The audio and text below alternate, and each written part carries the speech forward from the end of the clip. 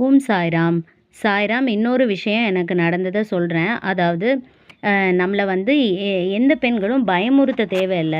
அதாவது ஒரு குலதெய்வ கோயிலுக்கு போறோம் அப்படி இப்படின்னா, அங்க வந்து ரொம்ப சுத்தமா இருக்கணும், தலை குளிக்கணும், எந்த தீட்டும் கலந்துறக்கூடாது. அப்படி ஏதாவது தீட்டு கலந்துருச்சுன்னா, என்னெல்லாம் வாசலோட சாமி நிக்க வச்சுட்டாங்க. நான் அவ்ளோ குலதெய்வ கோயிலுக்கு போலான்னு ஒரு ஃபங்ஷனுக்கு போனேன். ஆனா, அங்க வாசலோட நான் நின்னுட்டேன். உள்ள முடில.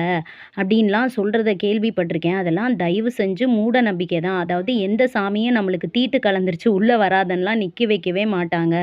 அதாவது பீரியட்ஸ் வருது அப்படின்னா, அதுக்கு என்ன காரணம்னா, அவங்கக்குள்ள இருக்கிற தாட் வந்து அவங்களுக்கு வேலை செய்யுது.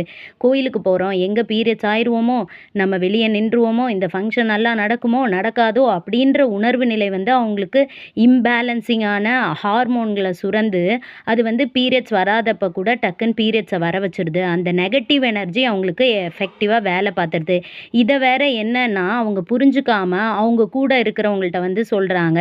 இந்த மாதிரி எனக்கு இப்படி ஆயிருச்சு. பீரியட்ஸே வர டேட் இல்ல. ஆனா நான் வந்து பீரியட்ஸ் ஆயிட்டேன். அப்ப ஏதோ ஒரு தீட்டு கலந்துருச்சு. அதனால தான் என்ன சாமி உள்ள விடமாட்டேங்குது.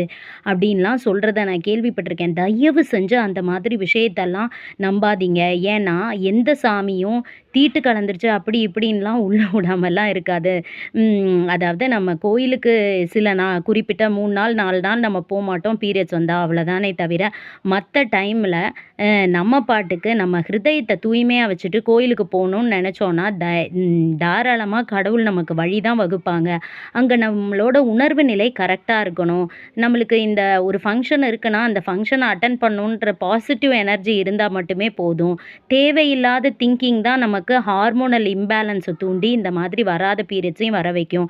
இதையும் மூட நம்பிக்கையா இத வந்து மூட நம்பிக்கைன்ற உணராம எல்லாருக்கும் பரப்புறத தயவு செஞ்சு நிறுத்திருங்க சாய்ராம். இதெல்லாம் நம்பாதீங்க சாய்ராம். எந்த கடவுளும், எந்த குழந்தையும் தனக்கு பிடிக்காத குழந்தைன்னு தள்ளி வைக்கவே மாட்டாங்க. எவ்ளோ தப்பு பண்ணாலும். அந்த தவற உணர்றதுக்கான திரும்ப திரும்ப வாய்ப்புகள தான் குடுப்பாங்களே தவிர, யாரையும் தள்ளி வைக்க மாட்டாங்க. அதுதான் இறைவனுக்கும் நமக்கும் உள்ள வித்தியாசம். ஓம் சாய்ராம்.